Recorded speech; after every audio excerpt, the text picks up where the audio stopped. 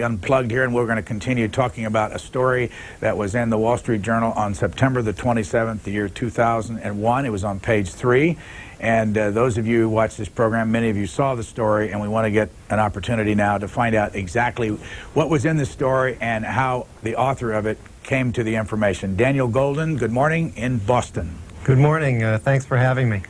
Tell us about this story. What were the basics that you had in it? Well, the nub of the story was about the relationship between the bin Laden family's company, which is the Saudi bin Laden Group, and its relationship to the Carlyle Group, which is a Washington merchant bank that specializes in leveraged buyouts of defense contractors. The bin Laden Group is a small investor in the Carlyle Group, and as a result, it's also become quite friendly with and associated with a bunch of Republican leaders, because the Carlyle Group, among the heavyweights connected with it, are former Secretary of Defense Frank Carlucci, former Secretary of State James Baker, and former President George Bush. How did you get onto this story? Well, we had done a previous story about the bin Laden Group's connections with companies in the United States. Via their website, which they've since taken down, they listed a bunch of American and Western companies that they'd done business with. And that kind of led me naturally to looking at some of their political connections and some of their other investments. Now, the Carlyle Group, based here in Washington, is it a public company? I don't believe so. I believe it's privately held. How much information were you able to get directly from them when you went after the story? Well, not a great deal of information, but, you know, they did confirm that the bin Laden Group was an investor. And what about the connection between the former president? You mentioned in your story that he had a couple meetings with the bin Laden family, and how when you first went after it, though, they told you of only one in 1998? Yeah, that's right. I think his aides said that just that his memory is not as good as it once was. They only owned up to one meeting at that time, and later they acknowledged 2 meetings. The reason being that I had some evidence of the 2 meetings. I'd been shown some thank you notes that the former president and Mr. Carlucci and Mr. Baker and so on had written after visiting the bin Laden Group's home and headquarters in Saudi Arabia. You know, most of these officials in the last few years, or former government officials, had visited there on business related to the Carlyle Group and had met the head of the bin Laden family and some of the other brothers. Why would people who had received these thank you notes from the former president and others show them to you? Well, I think they would show them to me because the bin Laden Group is very worried about its name. You know, they know that their brother, obviously, is a notorious the world over.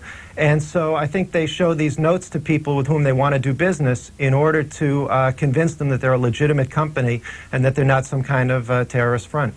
Now, people watching this show, some people, leaped to the conclusion immediately that this interconnection with the bin Laden family is helping to benefit the Bush family, that George Bush in the White House has a direct benefit to all this. And the conspiracy theorists suggest that, I mean, the farthest charge, you might as well get it on the table, is that this was all created by the Bush family for their own personal benefit. Want to deal with that? Well, I don't know of any evidence to substantiate any conspiracy theory. I think that you know, wealthy Saudi Arabian businessmen with money to invest have long had a lot of access to, you know, our ruling elite, and that this is really no different, and that these American officials were persuaded that the bin Laden family, you know, had completely disowned or had a complete rupture with Osama, and they saw no harm in financial partnership with them. Do you get any sense of how much money is made at the Carlyle Group off of the connection with the bin Laden Group? Well, the bin Laden investment appears to be pretty small. They're in one particular fund, and according to the Carlyle Group, they only put $2 million in it, which is pretty small because it's a fund of over $1 billion. Other sources I have indicate that it may be more than $2 million, but I don't think anybody feels they're a huge investor. I think in a way that the bin Laden connection has helped the Carlyle Group more because it opens a lot of doors in Saudi Arabia. You know, the bin Ladens are very close to the royal family in Saudi Arabia. They're one of the, you know, half-dozen wealthiest families there, and you know, their name there is like Rockefeller or something. It just opens a lot of doors. You point out in your story that former President Jimmy Carter has met with 10 of Osama's brothers early in 2000. What's that about? Well, Jimmy Carter went there, went to Jeddah, Saudi Arabia, where the bin Ladens are based. He was looking for contributions to the Carter Center, I believe for some health program to combat disease in the Third World. And he negotiated with the bin Ladens in Saudi Arabia, and then later he and Rosalind Carter met with some of the bin Ladens in New York City, and they eventually received a $200,000 donation to the Carter Center. You obviously thought this story was important, or you wouldn't even have gone after it or written it. What do you think what's the conclusion after you've done this story? What should the American people think about this?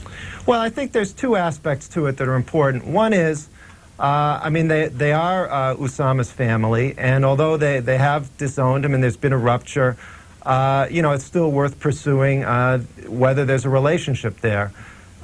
Clearly, the brothers who head the family are not in contact with him and have disowned him, but it's a big family. There's something like 54 brothers and sisters, or 53 in that realm, and some of them may be in contact with Usama. Also, I think it's been reported that one of Usama's brothers-in-law, a husband of one of his sisters, was regarded as a terrorist by Philippine police. That guy's now living in Saudi Arabia. I'm not sure on what terms he is with the family, but I think it's worth exploring and asking whether everybody in the family is as resolute in their denunciation of Usama as the heads of the family are. There's another meaning, too, which, you know, it's part of, I think, a total issue of the United States' relationship with the ruling Saudi Arabian elite. You know, that elite has long been accused of corruption and nepotism and the like. And the bin Ladens are so close to the Saudi royal family that being cozy with the bin Ladens may reflect an overall problem in sort of our relationship with Saudi Arabia and its government and its people. Daniel Golden is in Boston, and what you see behind him there on that picture, it's a still picture, is the harbor at Boston. He is a native of Amherst, Massachusetts, a Harvard graduate, has been a reporter since 1999 at the Wall Street Journal. Before that, 18 years with the Boston Globe. We take our first call from Santiago, Chile this morning. Go ahead, please, Santiago, you're on the air. Thank you. My name is Gina. I'm from Santiago, Chile. I'm glad to hear your program. It's very interesting. There are two things that, at least I think here. We have the feeling that America has been a little bit weak on their politics. You have all these huge developments and technology, and you have Israel in the Middle East that can help. Why don't you cut it down more quickly, more force, and that's it. You know, we live in the end of the world here in South America. We belong to the Jewish community, and we're always afraid we have to take care of the children at school, doing guard around, even happen anything here, but it all the time affects us. I think you have the whole technology to put and cut down this stuff quickly. Okay, thanks. Mr. Golden is here as a guest to talk about the article that he wrote about the Carlyle Group and the bin Laden family and George Herbert Walker Bush. You're free to say anything you want to about this call, but if you don't want to, we can just move on. Well, I think that, you know, my overall comment would just be that it's difficult to be strong when you're not precisely sure who the enemy is and where they are. And I'm sure if we were more certain about that, we'd probably be acting more strongly. When you did your story on the bin Laden group and the Bushes, people willing to talk to you at every stop? No, you know, James Baker declined comment, Frank Carlucci declined comment. I mean, a lot of people are clearly embarrassed now to have their connections with the bin Laden family revealed. Centerville, Virginia, you're next. First of all, I'd like to thank Brian for your integrity and honesty in this programming. Thank you. Mr. Golden, I'm familiar. I have read things on the Internet, overseas websites concerning the Carlyle Group and the bin Laden connection. But I was wondering, have you read anything about the inside trading that went on shortly after the attacks? We heard about it, and we haven't heard anything else since.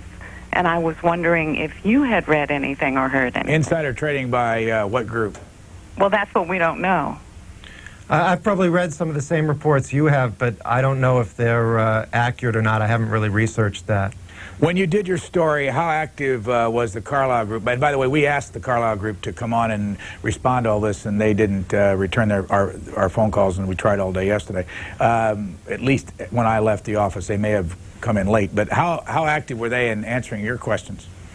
Well, they did not want to answer them by name. They had one of their top executives talk to me on a not for use of the name basis. And, you know, on that basis, they were fairly forthcoming. But as I say, there's this unresolved dispute over how much money the bin Ladens actually have in their fund and how deep the relationship goes. And I think it's too bad that they weren't able to come on camera and discuss it further. Are there any other people that you know of associated with the Carlyle Group who have past connections with any administration besides Frank Carlucci and Jim Baker and George Herbert Walker Bush? I believe there are some former Reagan and Bush administration officials on their board of directors and as advisors. I don't have the list with me, but I believe Richard Darman, perhaps, and there's some others. Tampa, Florida, for Dan Golden of the Wall Street Journal. Good morning. Brian, my comment is to you first. Did you have any solid evidence before you invited this rhetoric on your TV that you have, Brian, did you find evidence? And the instigation that you spilled out this morning was maybe it was something to do with the campaign. This is not right, Brian. You're being biased against President Bush. Now, I have a question for the gentleman there. Yeah, well, the question about bias is the gentleman on the screen from Boston, Dan Golden, wrote the article. A lot of people have called this program since the article came out. This is your opportunity to talk directly with him. Exactly. Please go ahead. Exactly, and it's my opportunity to question you, too. Go right ahead. Okay. And now, you are a disgrace to journalism. First of all, you need evidence before you start spewing and writing about our president and our former president. And this is you're a disgrace. Why didn't you publish anything about how Gore and Clinton sold our secrets to China? Caller, let me ask you a question. What evidence do you want beyond what he's actually written so far? What has he written so far that is incorrect or is against what you think he should write? Brian, my question to you, did you have any evidence before you invited this guest on your show? Evidence for what, ma'am? For what he's, the incorrect facts that he's spewing out. What incorrect facts is he spewing out? Because he's the only journalist that's ever brought anything like this into the public's eye. Why does that make him incorrect? Well, why haven't you, it's back to you again. Why Maybe I could, if I could speak to this for a minute. As Brian pointed out, the story appeared September 27th, you know, in a prominent publication, the Wall Street Journal. Nobody has asked for any correction or raised any question of accuracy about the story since then. As I indicated, it's undisputed that these various political leaders visited the bin Laden family in the last few years. Now, there's one aspect on which other publications have gone farther than my story did, and on which I was very careful. About 20 years ago, the older brother, one of the older brothers of Osama bin Laden, Salim bin Laden, he frequented Texas. He spent a lot of time there. And he had business interests there, and he had a business representative named Jim Bath. Now, Mr. Bath was a close friend of our current president, George W. Bush, and invested in a couple of funds that Mr. Bush then controlled, oil-related funds. Now, a number of publications have leaped to the conclusion that, therefore, Mr. Bath was investing bin Laden money in these Bush oil funds. But I can tell you that, you know, we found no evidence that it was anything other than Mr. Bath's own money, and as Mr. Bath has claimed on numerous occasions. And, you know, so we wrote the story. We were very careful to indicate that there was no indication of a financial connection between the bin Ladens and George W. Bush. Let me go back to our caller for a moment in Tampa. Caller, let me ask you a question again, though. Nobody said that anybody's done anything wrong here. Why are you upset? Brian, may I suggest one more thing, and I thank you for taking this... Would you mind answering my question? I said nobody said anything. Anybody's done anything wrong here. Why are you upset? What is he publishing? What is this rhetoric that he's publishing about our former president? What's rhetoric about this? What's Brian? what's rhetorical about this? Brian, it's exactly what he's stating in his column. Okay, I'm going to let you go. Mr. Golden, you want to follow up on anything? No, I think that, you know, she's concerned about perhaps us implying some kind of guilt by association. And, you know, we didn't do that. We simply laid out the facts, and I think it's important for the public to know them. Kenosha, Wisconsin, for Dan Golden. You're on the air. Thank you very much. I would like to ask Mr. Golden a question. There's a rumor flying around Wisconsin that the bin Laden family and the Carlyle Group have a joint venture project to build a pipeline from all the former Soviet Union stand states to the Arabian Sea. And that pipeline would have to go through Afghanistan, which puts a whole new light on the situation of why we might be there. Anything on that, Mr. Golden? I never heard of that. Let's go to San Diego next for Dan Golden of the Wall Street Journal. You're on the air. Yes, hi, good morning. I think the story is very interesting, and we could add a sequel, which is full cooperation in between Clinton administration and bin Laden people in Bosnia. These people have airports built by Clinton administration. They were supplied arms through Croatia and Slovenia into the Bosnian war, and even as we speak, American embassy in Bosnia is closed due to the bin Laden's threat. Anything about this that you know of, Mr. Golden? I don't really know about that either. I mean, obviously, our foreign policy in relation to Osama bin Laden's been fluid. I mean, years ago in Afghanistan, when they were fighting the Soviet Union, we were on the same side. But I don't know anything about the Bosnian situation in particular. How often have you found that former political people or people in our government have done business then with the countries that they were engaged with when they were in an administration? And is it only a Republican administration that does this? Well, as I think you know, we mentioned before, Jimmy Carter obviously solicited a gift from the bin Laden group, and I would think that officials of you know, both parties, once they leave office, you know, nobody is neither party is totally free of people who probably link up afterwards for financial reasons. Do I have Dallas on the line? Yes, sir. You're on with Dan Golden. Go ahead, please. Mr. Golden, this pipeline was going to start in Turkmenistan, in the biggest gas field in the world. It was going to run down through Afghanistan, through Pakistan, down the Arabian Gulf. They were going to build an oil pipeline and a gas pipeline. It's going to cost $5 billion. The Saudi bin Laden company was going to be a major participant in it. It's all about money. Follow the money. Talk to Jeff Fowler of your foreign desk. He's got all the information on it. Mr. Golden. Well, I'm glad to hear we're all over that story, and you know, all I can tell you in that realm is that, you know, the Saudi bin Laden Group is predominantly a construction company in the Middle East. They have had interests in getting into oil exploration, and they had a joint venture with, I believe it's HC Price or HG Price Company, which has a Texas office, in the mid-1990s to do oil exploration. But from what I was told, they failed to win contracts, and so ultimately the joint venture ended around 1997 or 1998. Mr. Golden, when was the first time you had any inclination that this was a story for you? I mean, well, go as far back as you can. Well, you know, my normal beat is actually covering education, so I'm not a lifelong student of the bin Ladens. After September 11th, you know, I was scrambling to help out in the coverage, and you know, I thought of looking a little bit at the bin Laden family business, and as I said, on their website they listed just a multitude of companies in the West that they do business with. I had thought they were just a construction company in the Middle East. It turns out they're a reseller of all kinds of things, telecommunications equipment, food and beverages, from American companies like Motorola, Nortel, which is Canadian, Picturetel, and so I got interested in that, and I began to cultivate some contacts among the bin Laden family and spokespeople for the bin Laden family, and you know, financial people who deal with them.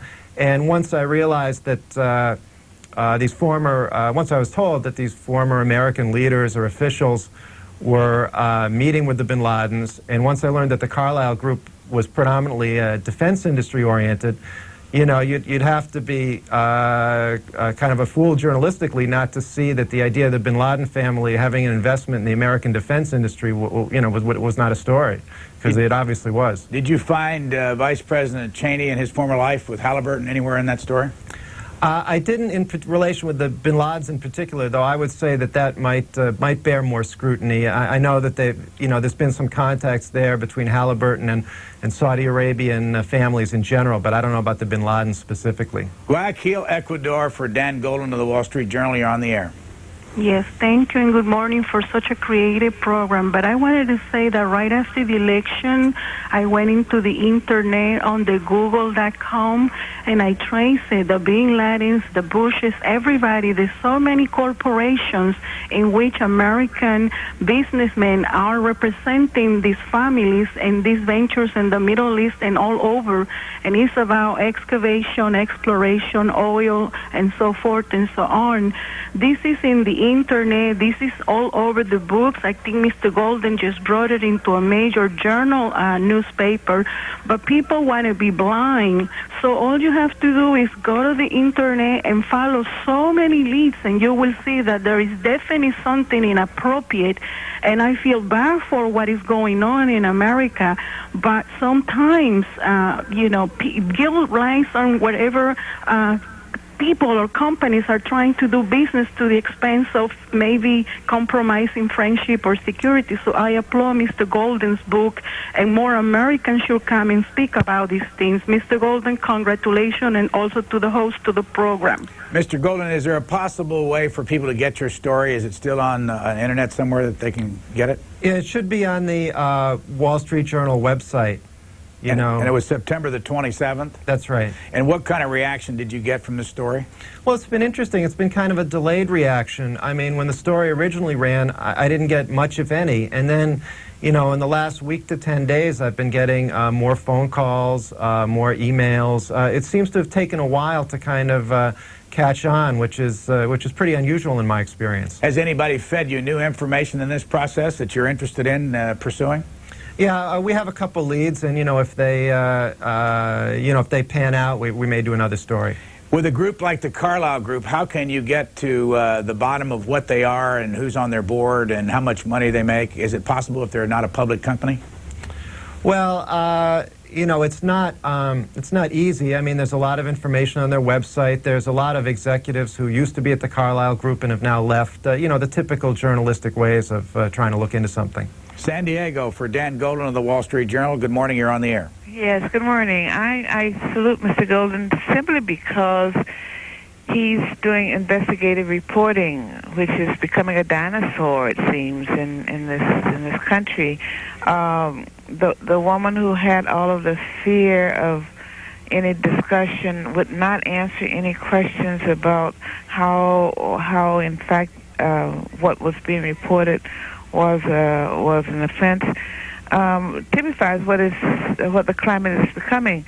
I just recently asked to unsubscribe from Comics when they canceled Boondocks, and then I was told, because I said I would not to resubscribe me when the censorship stopped, that all of our names had been forwarded to the FBI.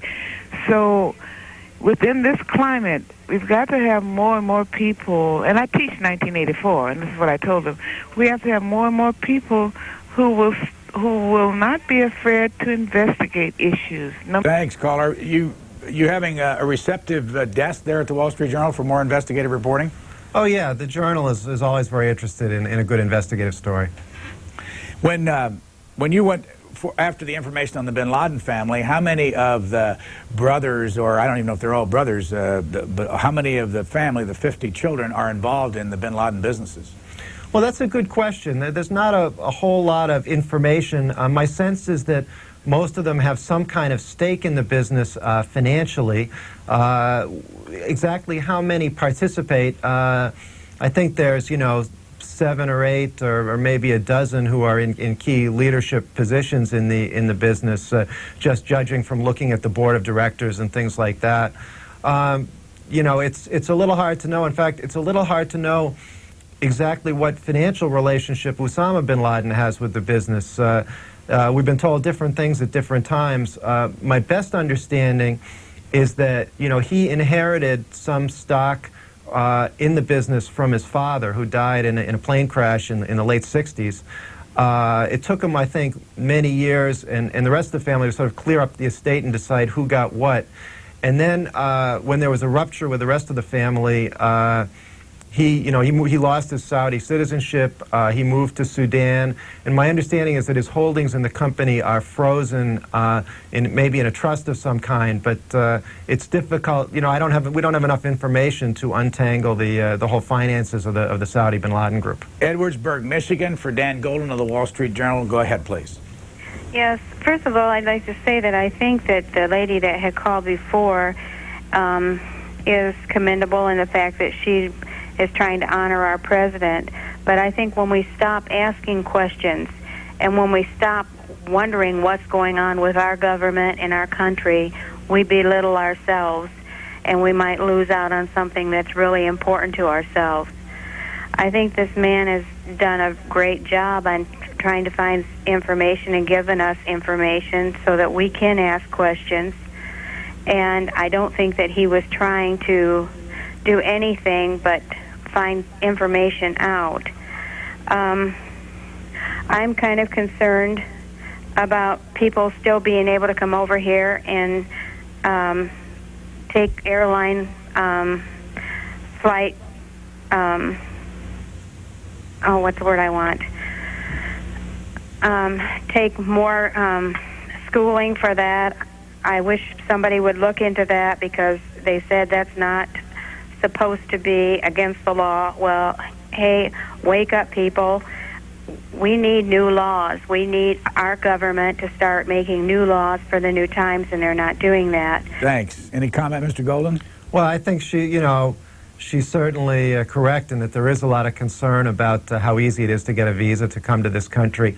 I'd also like to say, about the bin Laden family that, even more than just disowning Osama, I mean, they have been good allies to the U.S. in a number of ways. They after the truck bombing in Saudi Arabia in 1996, when a bunch of American servicemen were killed, they built new barracks for the servicemen. They were helpful to us in the Gulf War, so that they're not simply wealthy Saudi businessmen looking to make money in the U.S. They've been strong allies to us in time of need, and that should definitely be mentioned. And as well, Saudi Arabia is a country where a lot of the politics and society are built on kind of extended family networks. So for them to repudiate a brother is a pretty strong move to make and should be given credit. This email, it's not signed by a person, but it says, "Where is Robert Rubin now? And is there anything ethically or morally different between what he's doing and what, say, Carlucci is doing?" It's from Maui, Hawaii. I'm not familiar with what Mr. Rubin's activities now. Let me just ask then a general question. Is there anything ethically or morally wrong from a former high executive in any administration from going into business, using their former contacts to help their business proliferate? Well, I think there are ethical questions about it, not speaking about the case which I'm dealing with in particular, but in general, a lot of states, I know, have laws that restrict former officials from going into business right away with people that they've done business with while in the government. They'll have a 6-month or a 1 year or a longer waiting period because obviously somebody who has just left office may be in a position to exercise undue influence on a contract being awarded or on some other piece of public business that affects private enterprise. So obviously in a general way that there's long been an issue of the revolving door and the ethical questions that it raises. If you've just joined us, Daniel Golden wrote an article on the September 27th, page 3 of the Wall Street Journal about the bin Laden family and its connection to the Carlyle Group and that connection to Jim Baker and Frank Carlucci and former President Bush. He is in Boston this morning. We said earlier that he's sitting in front of a photograph. He's actually sitting in front of what I guess would be a rear projection camera with, because those ship, those boats behind you are moving, so I suspect that's a videotape. Is that a picture out of a window? I haven't actually looked behind me. When I look in front of me, I see a window, but it's got, it's got drapes on it, so I'm not sure. I know there's a view of Boston out there, but it's not very clear to me. Mr. Golden resides in Belmont, Massachusetts. Do I remember correctly? That's where the John Birch Society is located, or was? I think it was located there. My understanding is it isn't anymore, which I'm glad about. San Francisco, California, next for Daniel Golden. Good morning, Mr. Golden. I listen to you, and I find myself thinking that you sound like the proverbial politician who calls his opponent a thespian and expects it to have some impact. And I wonder, what is it about the fact that there's a business relationship between the Carlyle Group and the bin Laden family, which is a large industrial family in Saudi Arabia, which you pointed out in your article. Why should that cause anybody any concern whatsoever? Why is that an issue, given the fact that Osama is estranged from that family? Well, as I believe I said before, he's estranged from the principal members of the family, but intelligence experts believe that he's still in contact with some members of the family. As I said, there's a dispute over his financial stake in the business, which he has some relationship to, although the money's frozen. He has a brother-in-law who's been identified as a terrorist. So these are all reasons why, at least I think it's worth a newspaper article to look at the relationship between the bin Laden family and the Carlyle Group and American business. Any follow-up, caller? Yeah, I mean, again, I've had some familiarity with Carlyle Group investments over the years. I know they were in America's Favorite Chicken, one example.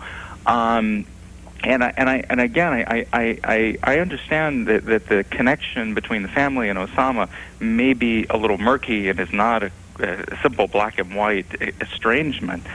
But again, my impression is that you are making an implication about the bin Laden family as a business organization and the Carlyle Group, which is a more nefarious implication that is probably warranted. Thanks. Mr. Golden. Yeah, I should add one other thing, which is that according to the biographies I've read of Mr. bin Laden, Osama, he used his family's sort of business network. It helped him get financial and other kinds of resources to make contacts. I mean, it's a network that he used as he was building up to the kind of notorious position he has today. So that's another reason why it bears scrutiny. And as for the Carlyle Group, I think that it's interesting that this is one place that they accepted money from, and I think that if they didn't feel a bit queasy about it, they probably would have been willing to be quoted in the paper and probably would have come on this show. Stuttgart, Germany, next for Dan Golden. Good morning. Good morning, sir. Thank God for C-SPAN. I watch every chance I get. It's late afternoon here in Germany. I transplanted over here because of the smoke and mirrors. Does Mr. Golden happen to know why the government is lying to us? Anthrax is being a vaccine being made in Lansing, Michigan. They don't have the contract to make it for civilians because they've had trouble with the Food and Drug Administration. Also, there is so much smoke and mirrors going on about other things. They don't want panic. They don't want to let you know about the rotary engine, fuel cells, or any of those things. And a carburetor gets much greater mileage. They don't tell you how gasohol can be used out of corn and would help the farmers. There are so many things that the government does. Good does evil, evil does good, and the key word is logic, and the key word that they don't want to happen in America is panic. Dan Golden. I'm not really an anthrax expert. I can't help him there. Go back to your article, because the implication is made that the Carlyle Group continued to do business with the bin Laden family even after the 1993 World Trade Center bombing at that time. Did you ask anybody about why they continued after that? Because it's in the article. Well, yeah, I think that the relationship from the Carlyle Group's account started in 1994 or so. I think that, as I've said, they felt assured, or so they say, that there wasn't a connection between the family, the rest of the family, and Osama. And they were looking for more contacts in Saudi Arabia. And as I say, the bin Laden family is very close to the royal family. It's close to other wealthy families in Saudi Arabia. And the Carlyle Group, I think, was looking to cultivate investors in that region, which is, of course, a very well-off, it's got some very well-off, prosperous millionaires and billionaires with money to invest. Palmdale, California, for Dan Golden. You're next. Hi, I'd like to thank Mr. Goldwyn for having the courage to shed the light on this family. I'm really tired of the hypocrisy and the stupidity of the right wing and how they are just into the big money and into the oil. To the lady from Tampa, Florida, wake up. Get your head out of the sand. The Bush family and corruptness go hand in hand. We had the Iran-Contra scandal, the stolen election, even now with the former resident at the White House. If you want to protest him, you have to be behind a First Amendment zone tape. You can't even, express your disgust or anything with him because you have to stand behind a certain area. I just really thank Mr. Golden for having the courage to shed the light. I mean, it's wonderful. And to the man from San Francisco, if this were Clinton instead of Bush, the Bush family, we would be spending billions of dollars investigating him. I'm really tired of the hypocrisy. Mr. Golden, any retribution whatsoever from the Bush administration when this article came out? No, as I said, it was largely ignored there for the first week or two, and only now is it getting this kind of groundswell. And is there any fear, though, in a Wall Street Journal that an article like this would lead to this administration during a wartime to exclude you from some of the pools and things that happen at the Defense Department?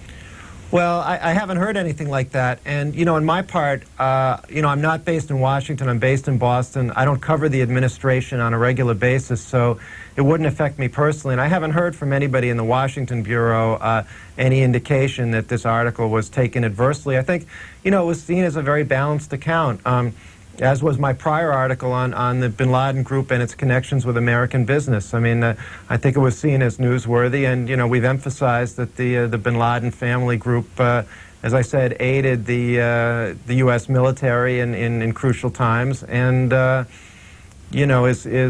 disowned Osama. So I think they were grateful for the even-handed approach.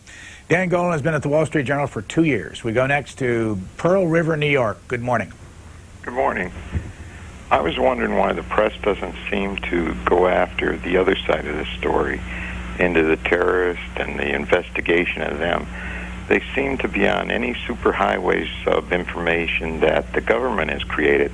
They follow up and go into every nook and cranny, but they don't seem to create their own sources to bring new information in. What are you talking about, caller? Give us some idea.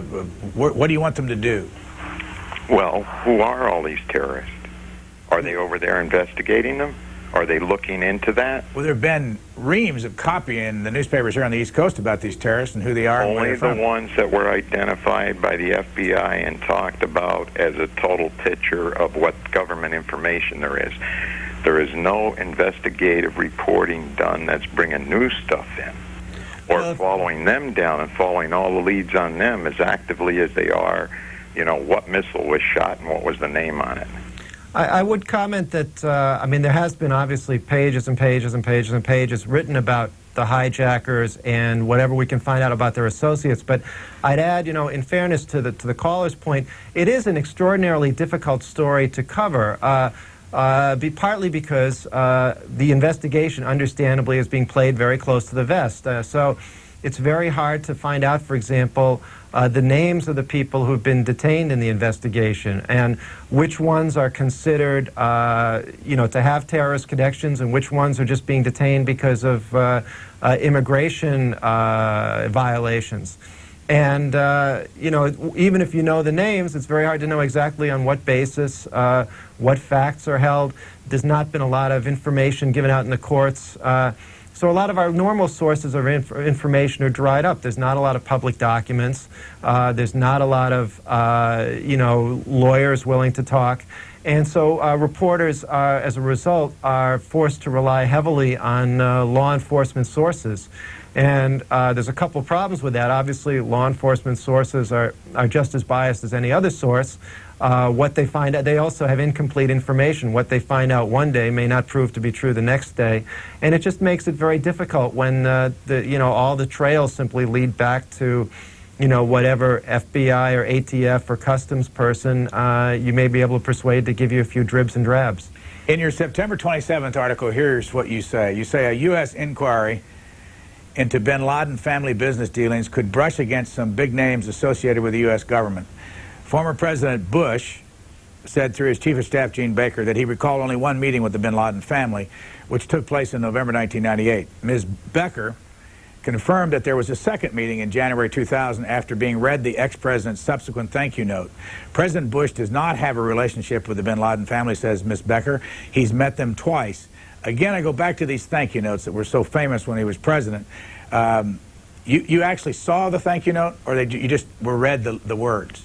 Well, I don't want to get into exactly the specifics of the source material I dealt with.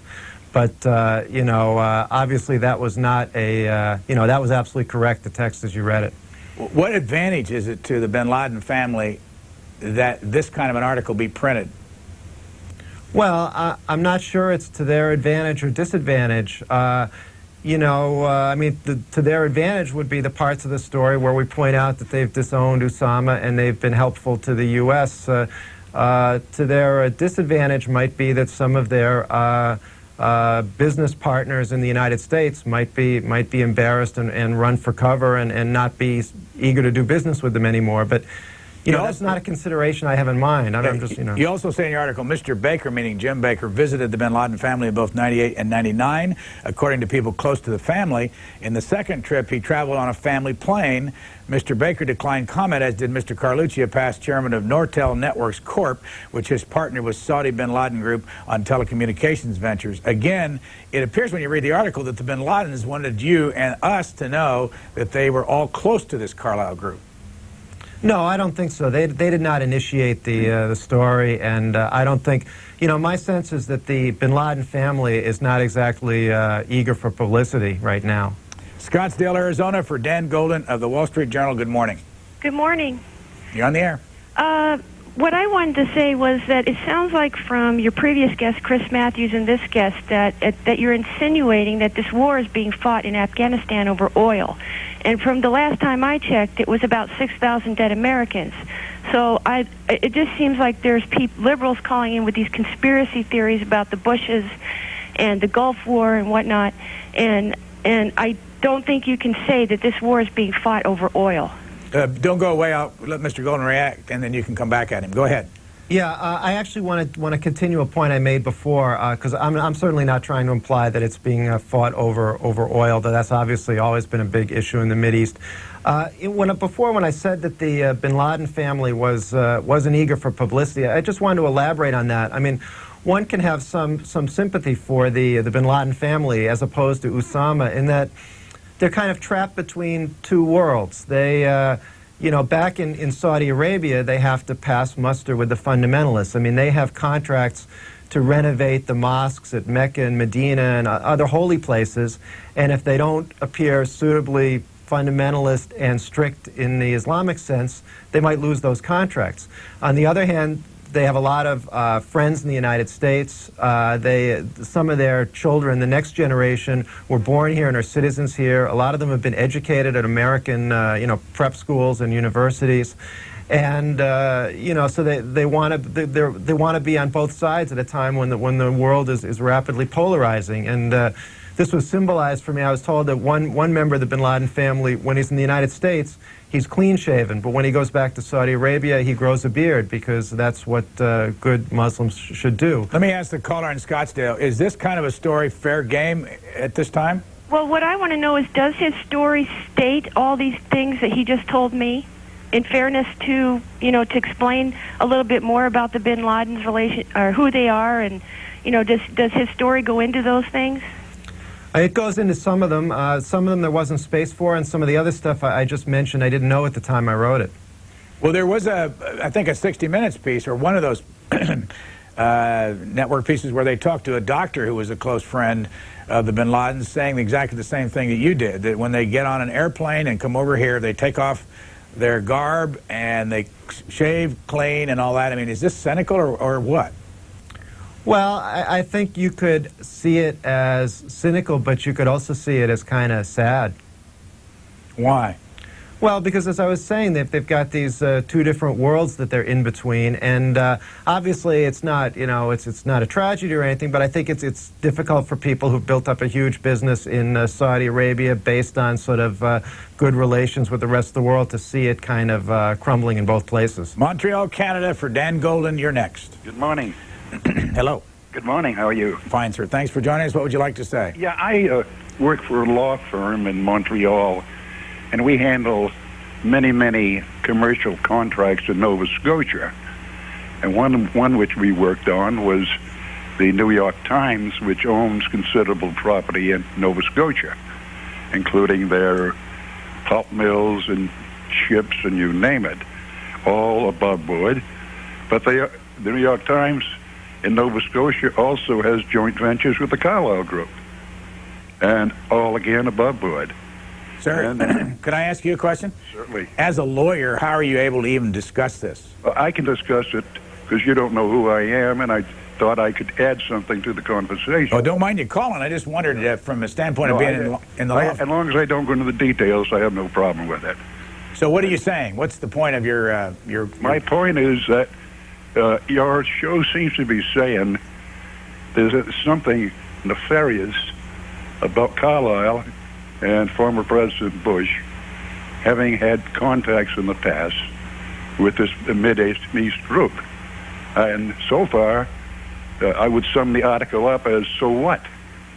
Now, the Salzburg who own the New York Times have contacts with that same group, and they have contacts with groups in Israel. Thanks. Is your story nefarious? No, I don't think it's either nefarious or a disgrace to journalism. As a previous caller put it, I don't think it's the most important investigative story ever written, but I think it adds a little to the context for people trying to understand what the world's like today, which is pretty much what I was trying to do. Have you tried to get the Carlyle Group on the record after your story came out again? No, I haven't, because as I mentioned before, I'm exploring some leads, but until they go a little farther, I don't have enough to ask the Carlyle Group about to make it worthwhile. And our producer has told me that they did not call us back last night, so that we're still waiting for a call. I'd love to have them come on and explain the whole company, the whole outfit. Frank Carlucci or Jim Baker, any of them would be welcome here to talk about it. Let's go to Columbia, Missouri. You're on the air. Yes, hi. I believe this whole issue is about guilt by association. I agree with the earlier caller who said that you're trying to smear the reputation of legitimate businesses and officials who dealt with the bin Laden family. The bin Laden family cannot have any control on Osama bin Laden. The guy is an adult. He can do anything he wants, and if he dealt with the connections that his family had with and other legitimate businesses, and it's not their fault, and it would be the fault of the businesses who directly dealt with Osama bin Laden, and that's it. Caller, where is the smear here? Well, number one, he has absolutely no reason to say that, to me, in my opinion, what he's saying is, well, and he's dealing with the bin Laden family, because they are relatives of that terrorist, they're also terrorists, because otherwise this will not have any reason to be written about. Let me ask the caller one question. Do you think that we at the Wall Street Journal simply should not have printed this story, that it wasn't sufficiently newsworthy to put in the paper that former President Bush, former Secretary of State Baker, and former Secretary of Defense Carlucci had visited the bin Laden family headquarters within the last couple of years and had a financial relationship with them? Do you think that that's not even worthy of going in an American publication? The reason why I say yes, I think that there is no reason to write about it because they are a legitimate business, aren't they? Did they deal with any terrorists? Are they terrorists? If Osama bin Laden dealt with the Carlucci's and the Bush himself, yes, I will agree with you totally, and this is newsworthy. But the fact that, example, I'll put myself in their situation. If one of my relatives was a criminal, I have no fault to it. Okay? And my reputation, myself, should not be punished for it. Do you understand what I mean? Yeah, well, And they cannot. This is an adult. He's not a child. It's not like they're able to control him or they're able to do anything about it. As a matter of fact, as you said, they have cut him off. Therefore, it's not newsworthy. What you are trying to say, in my opinion, and the way I conclude from what you have done, is not because this is newsworthy. It's because you're trying to say to any type of legitimate businesses, do not deal with the Arabs, do not deal with that part of the world, because otherwise we're going to smear your reputation. That's what you're trying to say, because I really cannot find any reason why they cannot deal with the Bin Laden family. Thanks. Mr. Golden. Yeah, as I said before, the relationship between the family members and Osama is a little bit murky. The families formally disowned him. The brothers who run the family have no contact with him. There were reports that he called his mother or stepmother, I wasn't clear which, a couple days before September 11th to let her know that something big was going to happen. He does have a brother-in-law, sister's husband, who's been identified as a terrorist by Philippine law enforcement authorities. He did have a financial stake in the company, and it's unclear what has happened to that. I think there's enough reason to at least raise the question about the family. Mr. Golden, let me go to the person's point, though, and see if what your comment would be on that. Isn't it safe to assume that a lot of American public policy officials and administration participants are doing business today with the Israelis? I'm just not familiar enough with that to say, but it sounds reasonable to me. Let's go next to Nassau in the Bahamas for Dan Golden. Go ahead, please. Yes, good morning, gentlemen. Morning. I do agree with the last caller that I know that sometimes it looks like he is trying to vilify Bush simply because Bush or whatever has some connections with the Bin Laden family. And you cannot, for instance, I know many families, the members of the families are fantastic, but there's one bad apple. Okay, all of a sudden I'm a bad guy. I say give the guy a break. Stop vilifying. And in my personal opinion, I believe the author has a personal agenda. There's more behind his reporting of this just to simply report it. He says, oh, don't you think it's worth reporting, yada, yada. I say to him this. Sometimes when you report, it's not just for the sake of reporting, but the personal agenda of the reporter has to be taken, just like a filmmaker has a point of view. You cannot do a completely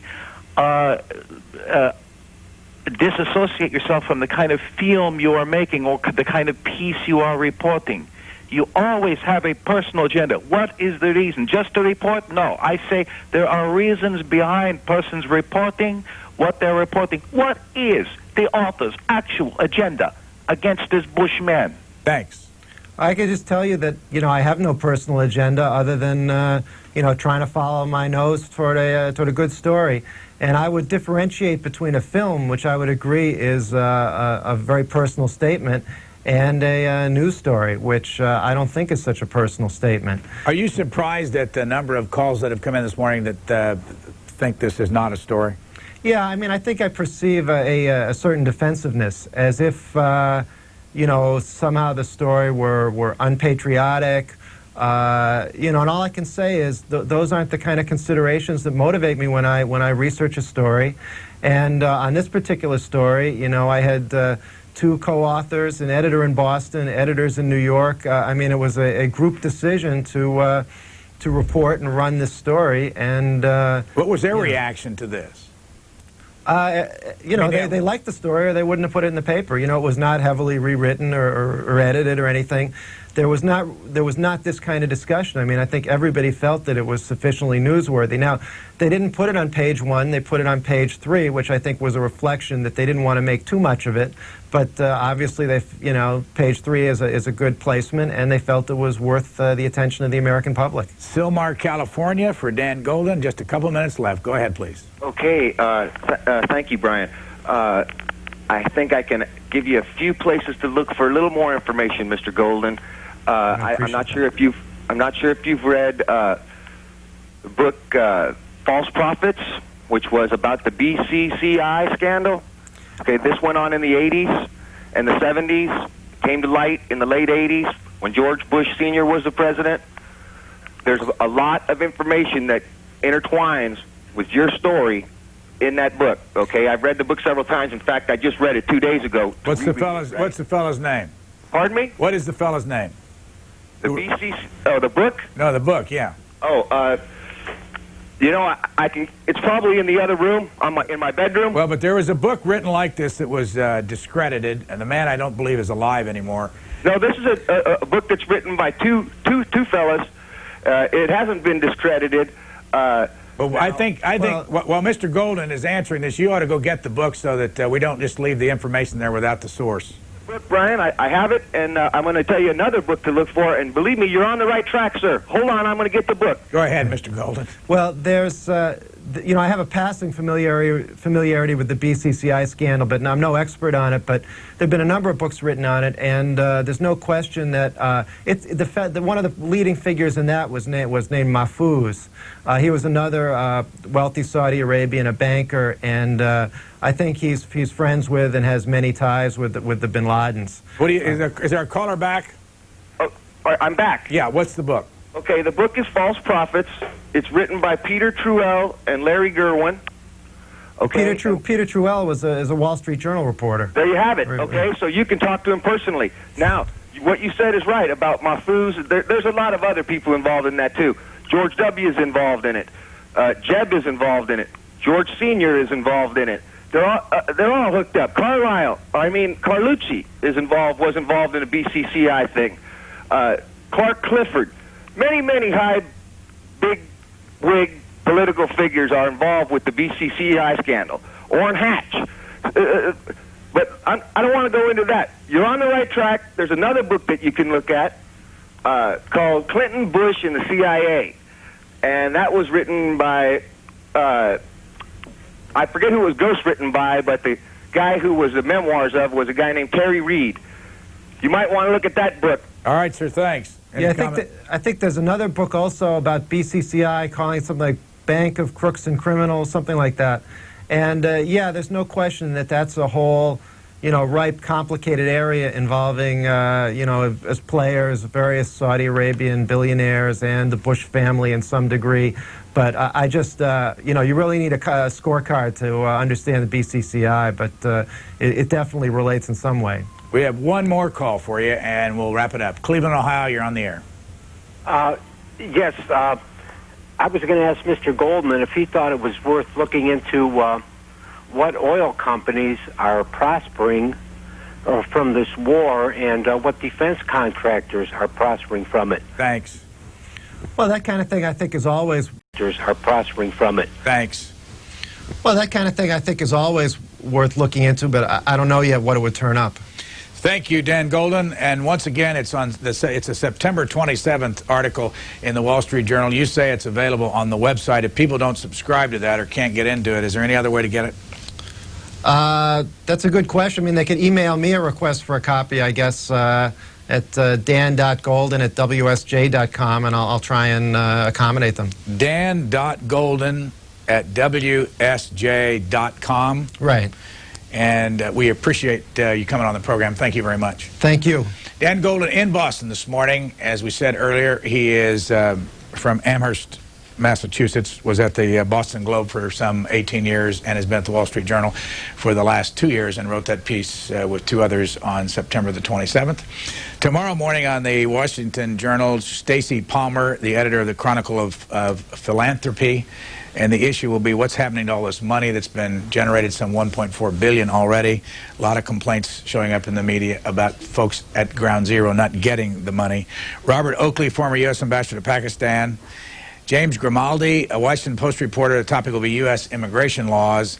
Then on Sunday, Bill Kristol, the editor of the Weekly Standard, and Ken Alabek, former first deputy chief of the Soviet biological weapons program. He now lives here in the Washington, D.C. area. And this morning at 11 o'clock, if you're interested, the Chinese Central Television newscast coming up in about an hour, which will give you an update on the president's trip over there. Thank you for joining us, and have a nice weekend.